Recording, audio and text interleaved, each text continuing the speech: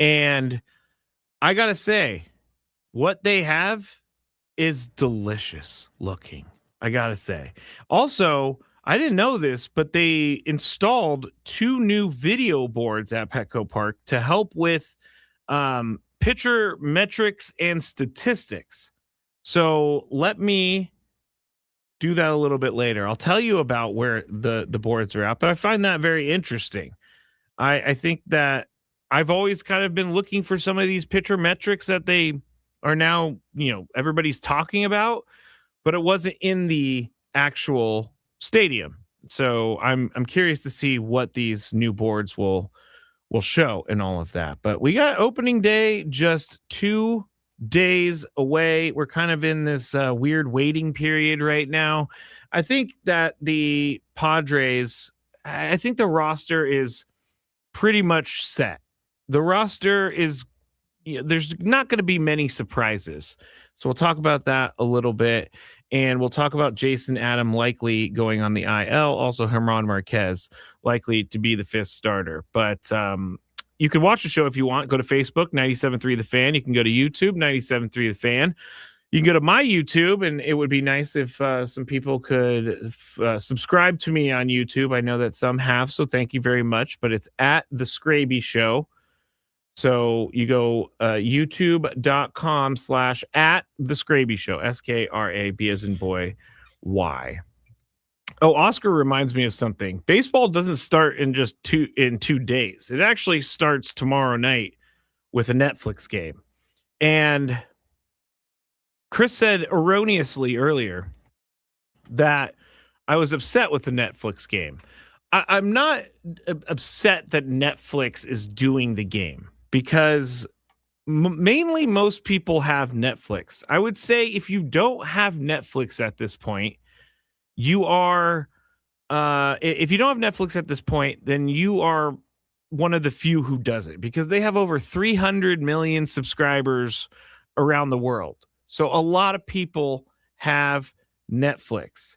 And the problem with me is that we are now putting games, it's all about the streaming. It's all about putting games behind paywalls, which everybody is behind a paywall of some sort these days. You still have to pay your cable provider if you want to see the Padres. You still can do the Padres.tv option.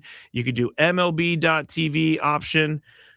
The thing that kind of bothers me is that you're now asking your consumer, your fan, to find it in another place, and you're also asking them to pay more. And that's what I don't like. That is why I think you're turning your back on baseball fans a little bit.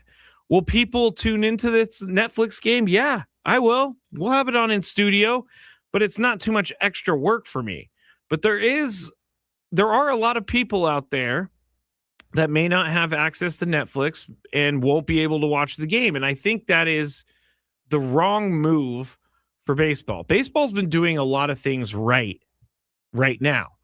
They have, as I said yesterday, the WBC made baseball more popular than it has been in a really, really long time.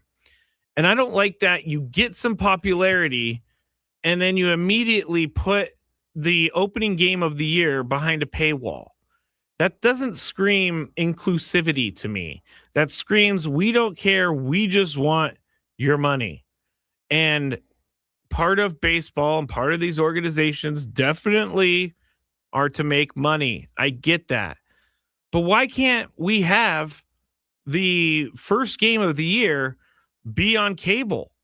And there's plenty of partnerships that baseball has that will allow people to watch it for free.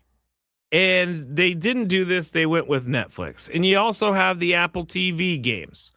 And so now more and more games are being put in more and more places. It's not good. It's not something that I think is good for baseball. They just got fans to be excited about the sport, to be sharing clips of the sport. Baseball's popularity is going up and up and up. And then you kind of pull the rug out from some of these fans. I'm not a fan of, I am a fan of Netflix doing it out of all of them, as I said, because most people have that. But I'm not a fan of you turning your back on some of the fans out there that either A, can't afford Netflix, B, can't get Netflix, or C, don't want Netflix. So, in a way, I understand why they're trying to do this, because obviously they're trying to get to those Netflix people. But how many people around the world are going to be watching this Giants Yankees game? How many people in, let's say, Australia are going to be watching this? I don't know that a lot of people from other parts of the world are going to be watching this more than Americans. So I would say, why don't you keep your game, your first game of the year? Why don't you keep it for free for everyone? But that's just not how we do it anymore. It's just not how we do it anymore. And eventually I'm going to start sounding like Chris, and I'm going to start sounding like the angry, I shouldn't say angry old man, because that's mean. That's not true. I'm going to sound like the guy who doesn't like anything fun, but it just doesn't sit well with me. And you know what? Rod just brought something up on the chat that I think is important.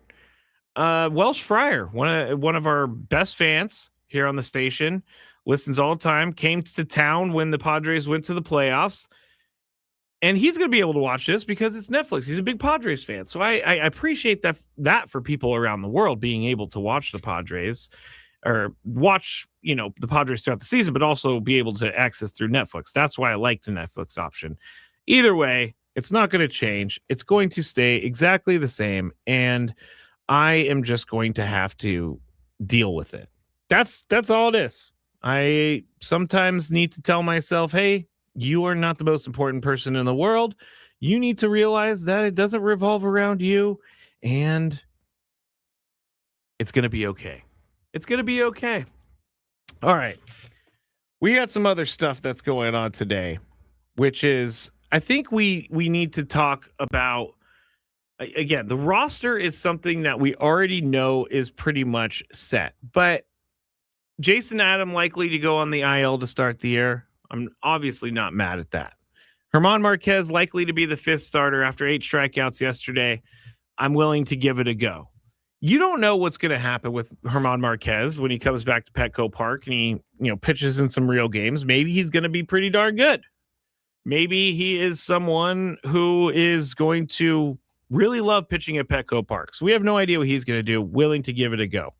But here's where I think we talked about this a little bit yesterday. We talked about this a little bit today, very briefly today. Do they go with 5 bench players and 1 less bullpen arm? That's a question I think we're going to have to take a look at. Because if there is a guy like Sung Moon Song who is ready to go, they've already told Ty France that he's going to be on the roster. So you're not going to be like, hey, Ty, you're not on the roster anymore. We're going with Sung Moon Song. So do they want him to stay with the major league team when he comes out of spring training? I would think, because of all the new things in his life and because they want him to get acclimated to Major League Baseball, I would think that Sung Moon Song has to be around the team and not at the AAA level. Now, maybe, now that I'm saying this, not because of me, but he's going to start at the AAA level. I just don't think that's where they want him. I don't think they want him to be at that level where he's away from the main coaching staff that's going to be dealing with him. They signed him to be a big league player. He's not going to just be in the minor leagues. So that's why I have the question. Do they go with the 5 bench players rather than one and 1 less bullpen arm? I think for now, you can definitely go 1 less bullpen arm, but who is that guy? Now you're going to have to think, because I think Kyle Hart is going to be on this roster. I think he's showed throughout spring training that coming out of the bullpen, he is a really viable option as a lefty, and he had a really, really good spring. So I'm thinking that he's going to be on the roster. You're not going to take Jeremiah Estrada off the roster. You're obviously not taking Mason Miller off the roster, but with Jason Adams likely starting the season on the IL, does that give you that 5th bench spot? And then once he comes off the IL, you can determine where you're at with some of the guys you have on the bench. So a lot of this is going to be answered when they release the roster, and we'll see. I mean, mostly everything is going to be answered when they release the roster. But I'm curious about Sung Moon Song because he was dealing with that oblique thing, and then he, left some of the spring training games. He didn't play for a little bit, and then he ended up playing the last game for sure. So does that mean he's healthy enough to be on the roster? I think that he's going to, and that's why I think they may have 5 bench players instead of in one less bullpen arm instead of 4 bench players in an extra bullpen arm. I think they can get by for right now with what they got in the pitching department. And Craig Stammen, this is where we're going to really find out what kind of manager Craig Stammen is. How is he going to manage the bullpen? If he needs that one extra arm, then you could make the argument that you don't need that one extra arm. You'd rather have the offense or the options off the bench. I think that the pitching will be good enough to start the year, even without Joe Musgrove and without Jason Adam. I think it'll be good enough for them to start with a 5-man bench. And who knows? Maybe that will be very, very valuable for them at some point. Maybe during the first week of the season, they're going to need all 5 guys off the bench. I mean, you got good options coming off the bench.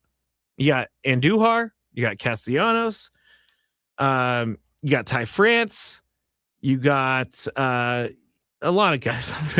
Every time I go and list things, I end up forgetting who I'm listing, but they have guys that can make a difference. And I think we're going to see a lot more of the bench players this year than we have in the past. All right. That is segment 1 for the Skraby Show here on 97.3 The Fan. We're going to get into some other sports news. And then at the end of the hour, like I told you, we're going to go through Sam's Twitter and we're going to see all the new offerings for or at Petco Park this season. So stay with me. You're listening to the Skraby Show, broadcasting live for the Bill House Studios, where we know how on 97.3 The Fan. This Easter,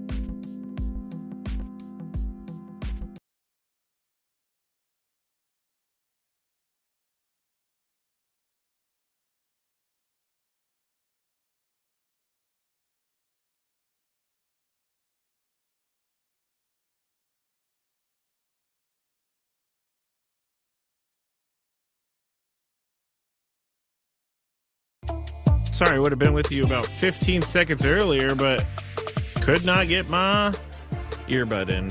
I'm going to figure this out. I promise it will not be a problem going forward. So the Angels and the Dodgers are playing up at Dodger Stadium today, right now. Shohei Ohtani is on the mound. I had read that the Dodgers were kind of worried about Shohei and how his buildup is going to be for pitching after being at the World Baseball Classic, where he was not allowed to pitch because they wouldn't do any insurance on that. So they were worried about how long it was going to take him to build back up.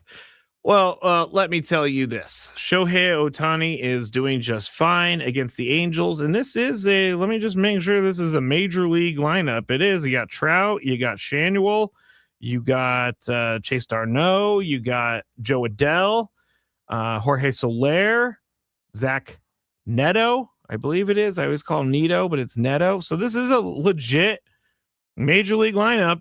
Shohei Ohtani, 4 innings pitched.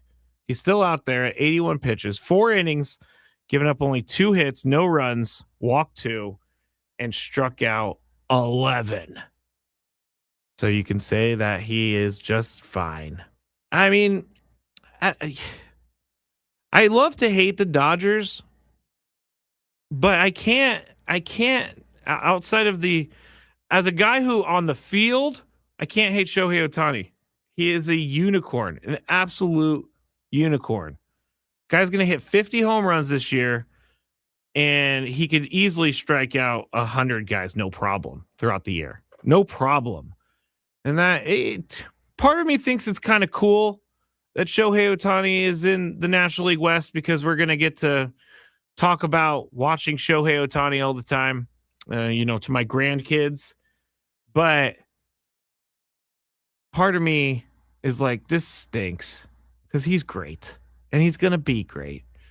But Shohei Ohtani so far, 4 innings, 3. He just gave up another hit, 2 walks, 11 Ks for them.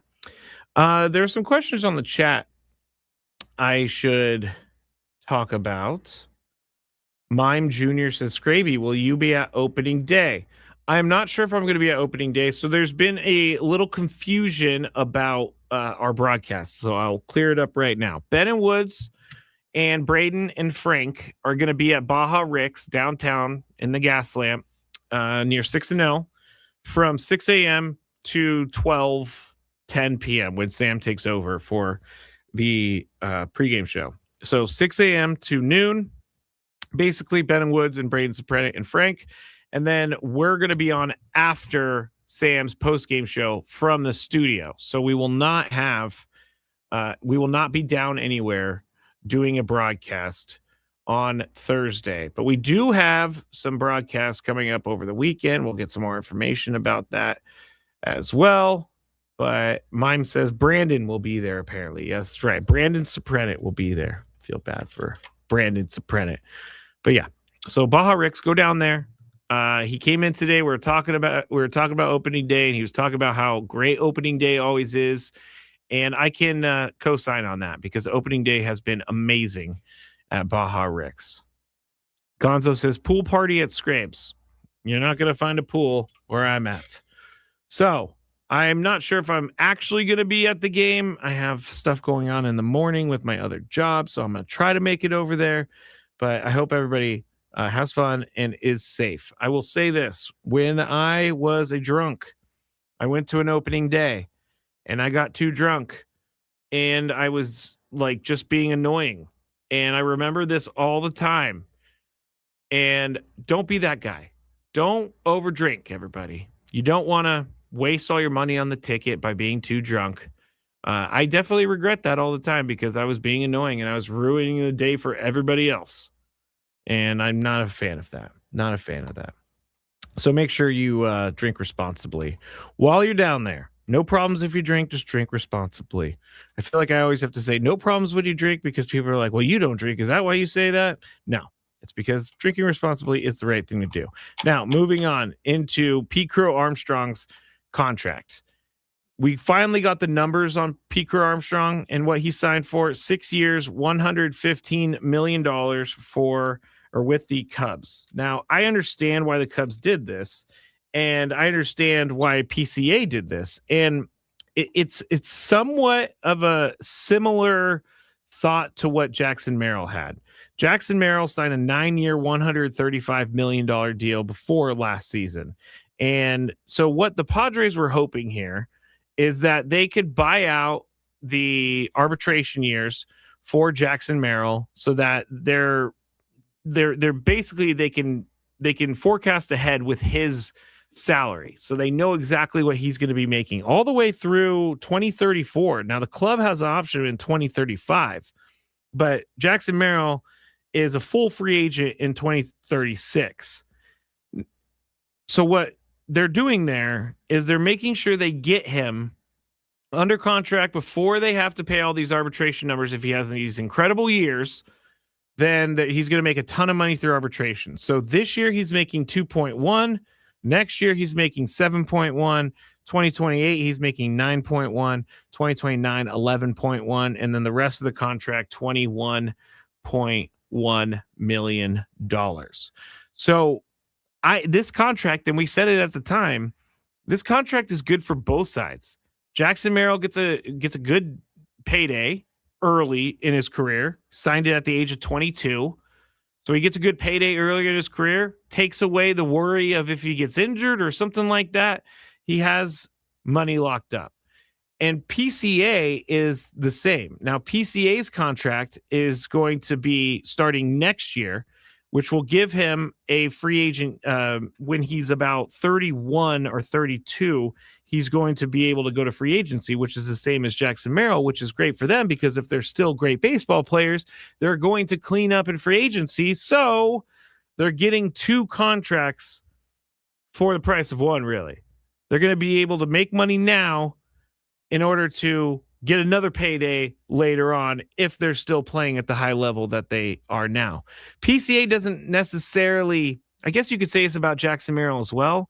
I'm not sure that Pete Crow Armstrong, if I'm saying PCA, you're not sure. Pete Crow Armstrong, I'm not sure if he can do what he did last year with the power numbers. I know he could steal bases. He stole 35 bases last year, which he's going to probably steal 35 bases again this year. He hit 31 home runs, drove in 95 RBIs. Now, is that sustainable? Is 31 home runs for Pete Crow Armstrong sustainable? I don't necessarily think it is. I'm not sure that he's going to be a 30-plus home run hitter per year. I mean, he in 2024, in less at bats, 372, he hit 10 home runs. And he hit 237. His OPS was 670. And then in 2025, obviously, he jumped to 31 home runs. His OPS is 768.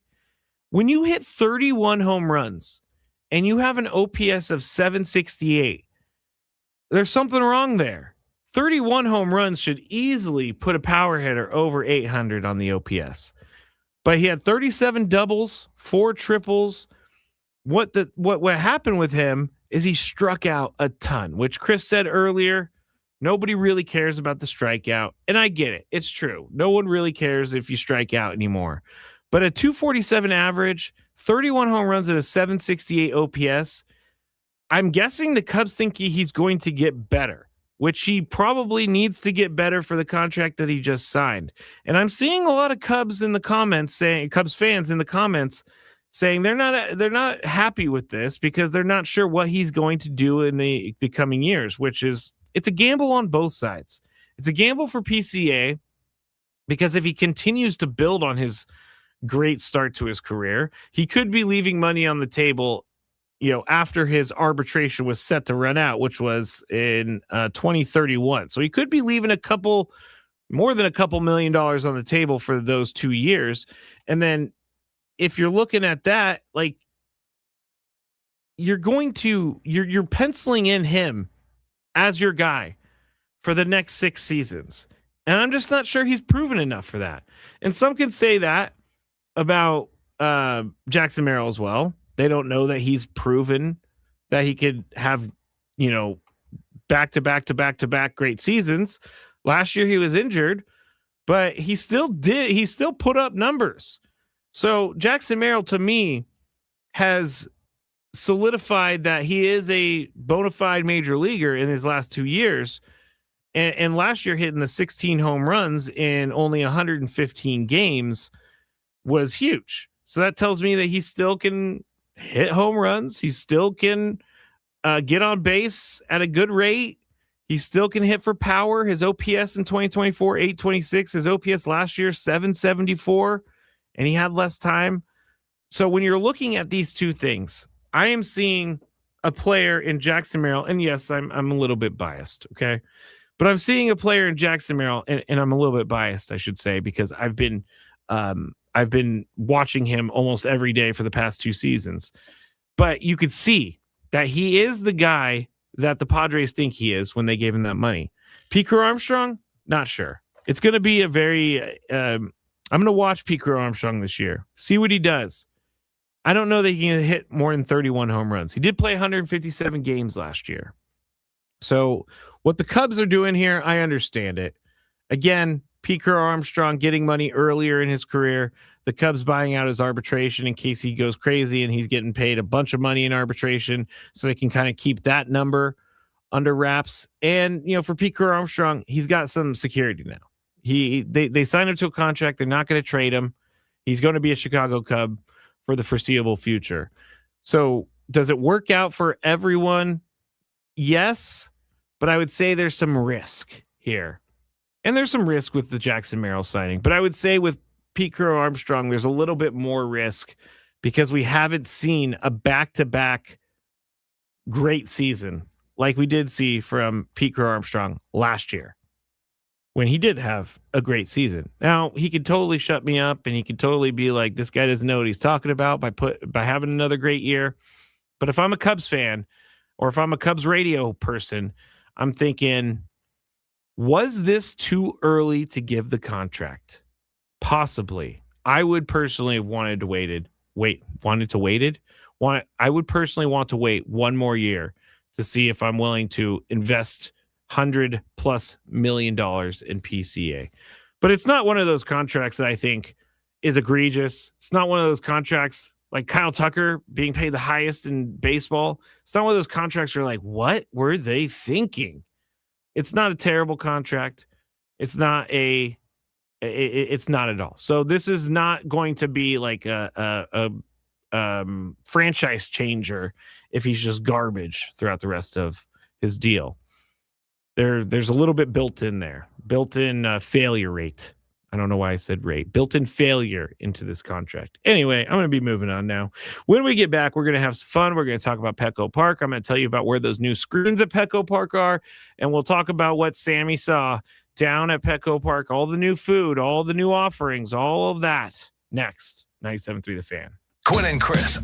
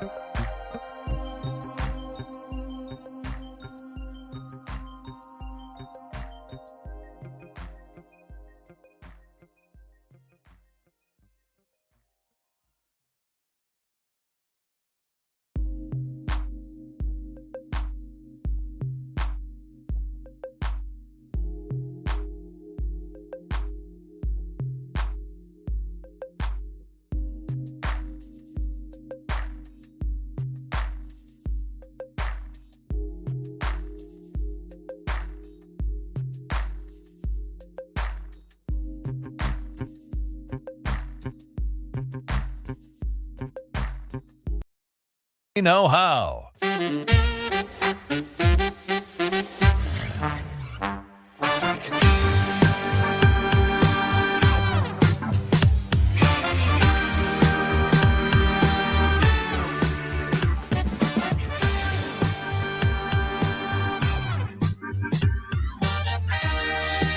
Final segment of the Skraby Show for today. Thanks to everyone who has joined me. I got another subscriber, so thank you to whoever that was. If you want to subscribe, go to @the Skraby Show on YouTube, because I have received some messages from people out there. They want to do this MLB The Show tournament, so I'm going to try and put it together. It's not going to be station related, but I'm thinking, and again, all of this is subject to me saying I can't figure it out, so we're not doing it. But I'm thinking that we do like a World Baseball Classic style, where we get like 20 players. Maybe that's too many. 20 players. You do a pool play, and then you go single elimination all the way down to the championship. So I've just been playing a lot of MLB The Show lately. I was playing it last night, and you know what's great? And for everybody who doesn't like video games, I'm sorry, but I like to play online, and I am usually the Padres. And so Last night I started a game with Randy Vasquez. Things did not go well. The guy who was playing online against me was very good. So Randy Vasquez didn't check out, which I also think his rating is a little bit low. 68 is a little bit low for Randy Vasquez. But last night I was playing against the Mets and I was the Padres, and Kodai Senga, the guy who had Kodai Senga, was just mowing me down. It was like a no-hitter through the 6th inning. It was bad. I was swinging at everything. It was in the dirt, all of the above. But in the 7th inning, I hit back-to-back home runs, and I ended up winning the game. And that is why I love MLB The Show. It was Xander Bogaerts, Jake Cronenworth, and Ramon Laureano back-to-back. So that was fun, which got me thinking, maybe we could do some sort of tournament. Maybe we could. And it could be easy. Like maybe we just do it online. I'm gonna keep fleshing this out. If you are interested or you have any ideas, you can hit me up at Matt Skraby on social media, because I think it would be fun. I just don't know how many people out there are interested. And I would have to put some rules in, like you have to have a working knowledge of the game. You can't just be someone who's playing for the first time. I would put that rule in there. And yes, I guess I'm being a jerk, but I think that's self-explanatory. So again, if you have any suggestions or anything like that, you can message me at Matt Skraby. Also, I've been getting some more emails, so if people want to email me as well, that's fine. Matt.Skraby@Odyssey.com. Skraby is Skraby as in boy Y, and Odyssey AUDACY. So Matt.Skraby@Odyssey.com. Now, when we went to break, I said I was going to come back and we were going to talk about all of the new good fixins that Petco Park has this year. And I'm going to have to get my phone out so that I can follow along with myself. I can't put the screen up and read the text at the same time. So we're going to have to do it a little bit different. But first, if you want to go see all of this, you can go to 97.3 The Fan SD on Twitter, or you can go to @SammyLev on Twitter. That also works. He put everything up for everybody to see, and you can do that on his Twitter. So first, we're going to start with which I think is very, very, very cool. It's a t-shirt, and it's August 10th versus the Brewers. It is the Superhero Pocket Tee featuring the adventures of Meryl Madness and El Nino. And the front of the shirt has obviously a pocket with an SD on it. And the back of the shirt has like this comic book looking scene there, with the top of it saying the adventures of Meryl Madness and El Nino. And then you got Jackson Merrill diving for a ball saying zoom. And then you got him hitting a ball. It says crack. And then you got Fernando robbing someone. And it says wow. And then you got Fernando stealing a base and it says zip. I think this is very cool, and I actually really want this shirt. So I'm probably going to have to go and figure out how to get this shirt. The next one on the list, I know this is a very big event for people. People want this. April 15th against the Mariners. Puffer vest. And this puffer vest does look pretty cool, I got to say. The one thing about the giveaways is that even with SD Fat Loss, I'm still too big for these giveaways. So I'm hoping to get a couple of the double XLs this year for people, or even triple X. But the puffer vest looks awesome. It looks awesome. It's brown. It's got a zipper down the middle. It's got an SD circular logo on the left side. But it looks cool, and I think people are going to really like that. April 15th against the Mariners. Next one is a food item, and it is looking delicious. Now, they're also going to have a new item called Pop Pie Co. It's located near Section 129 in Power Alley, but pot pies is what they sell. Not necessarily a big-time pot pie fan, but they do look pretty delicious, I have to say.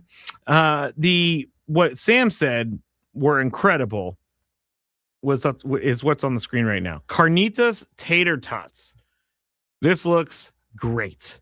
Located at the Carnitas Shack, a snack shack by Section 130 It is great. It looks great. I can see anything with tater tots I am into, and I am going to have to be trying those throughout this season for sure.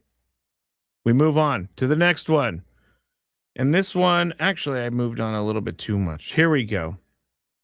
New food, bratwurst smashy. A bratwurst smash patty, beer cheese sauce, peppers, onions, pickled mustard seed on a pretzel roll located at 394 by AleSmith. So if you're interested in that, you can get those as well. Let's see, what else am I going to show everybody? Oh, yeah. Let me get rid of that one. This curry rice and curry buns from Curry House Coco Ichibanya, which is located in the Mercado area of section 104. So I'm assuming this is the curry rice I'm showing you right now. It looks delicious. Got a little bit of cheese on top. Got some gravy looking stuff there. I'm already hungry. I'm actually getting kind of hungry right now. Talking about all this. And then you also got the curry buns right here as well. So I am also going to have to try those because I love both of those things. Here is one. It's called the Shortstop Sandwich, and it's braised beef short rib, boursin aioli, and au jus served on a French roll with kettle chips, available in section 100 near the home plate gate. Can anybody hear my mouth watering all of a sudden? Like, I'm getting super hungry just looking at all this food, and I'm not lying. I cannot wait to be done with this so I could eat something because it all looks delicious. But this sandwich does look very good. The braised beef short rib, section 100 near the home plate gate. What else we got? We also have, oh yes, how could we ever forget? A chili cheese dog. It's not Wiener Schnitzel Wednesday, but it's Wiener Tuesday. Chili cheese dog, house-made short rib chili, new school American cheese. What is new school American cheese? I didn't think American cheese could be new school, but new school American cheese, onion, and an all beef frank. I think this is maybe one of the first ones I'm going to go and get because I love chili dogs. Love them, love them, love them. Let's see, what else do we got?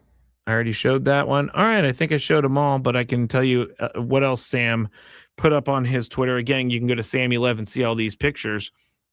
But they have cinnamon sugar pretzel bites, s'mores braided pretzel, buffalo and blue cheese braided pretzel, and they all look amazing. I'm not sure the buffalo and blue cheese braided pretzel. I didn't know that you could do buffalo sauce on a pretzel, but maybe I'll have to try it. Maybe I will have to try it. Here's where I told you that we're going to have something a little bit different. And so there's going to be 2 new video boards at Petco Park this season. They're located on the first base and third base side towers. Now, where the lights go up on that, like, what is it? Not beige. I don't even know what color that is. Sand tower. They're going to have 2 screens on the front of them. And those 2 screens are now going to show pitcher metrics and statistics. So I'm curious to see, because from the outfield, you can easily see these screens. But if you are someone who is sitting behind the screens, or at least in a place where you can't really look up that easily, you're not going to be able to see these. But I think it's a good addition. I think that these screens are going to help a little bit. I like that you're able to see more of the metrics and statistics from these screens. And I guess you kind of have to put these screens behind everybody so that so a batter can't look up and see it. And maybe that's it. Or an umpire can't look up and see it. But that is where those new screens are going to be, on those 2 light stands on the first and third base line. So a lot going on at Petco Park. They have other stuff. New signature sandwiches from Gelati and Piccati. I love that name. Located near the Mercado. Mortadella. Man, I don't even know how to pronounce this cheese. Stracciatella cheese, arugula, pistachio, extra virgin olive oil on focaccia bread. And then the caprese.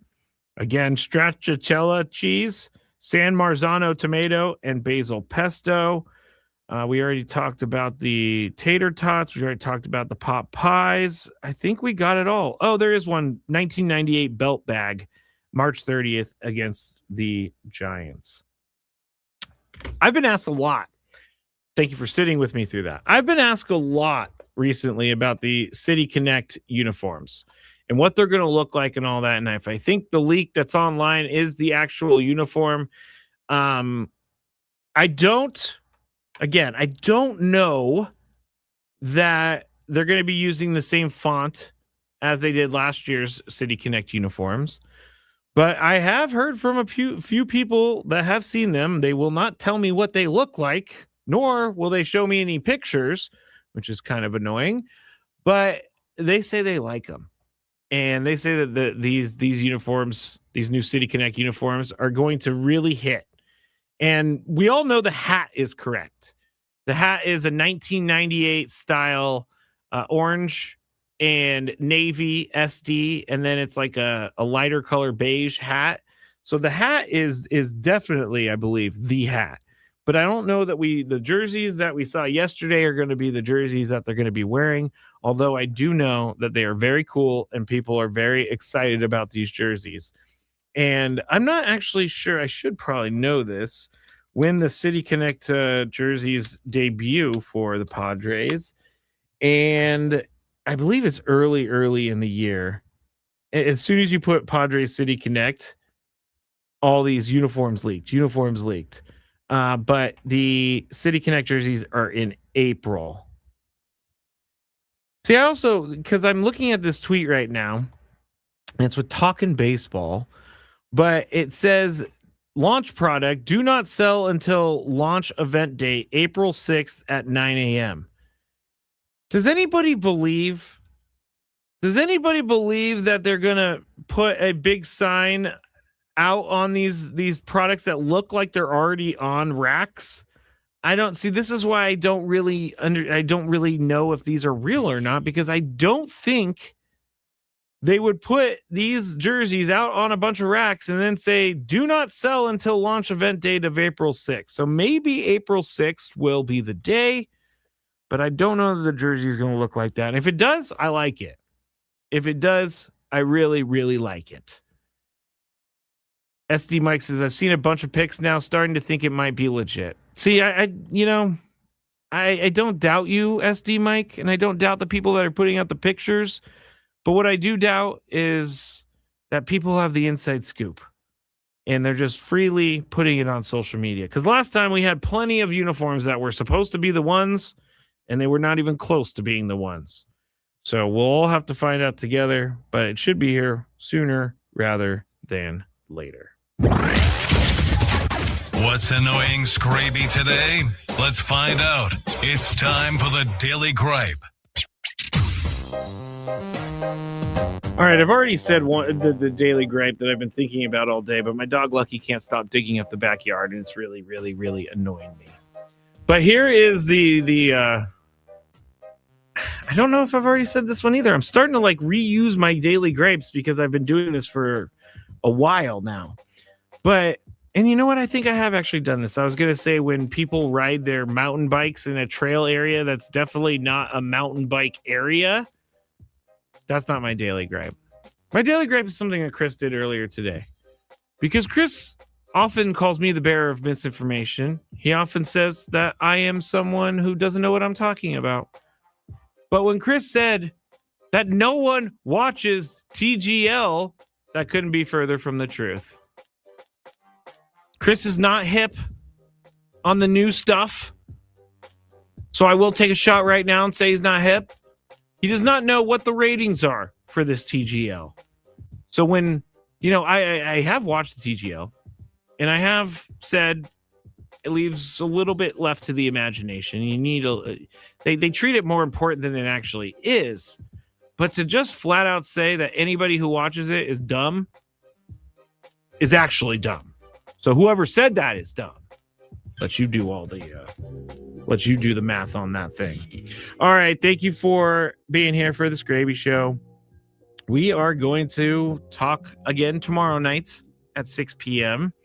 And we'll be in the midst of actually a real baseball game in 2026 with the Giants and the Yankees playing on Netflix. We'll preview the season when we get back tomorrow. I'll have one more day. I am ready for opening day. You are all ready for opening day. We'll get through it together. Benowitz start at 6 a.m. on 97.3 The Fan. Have a great night, everybody.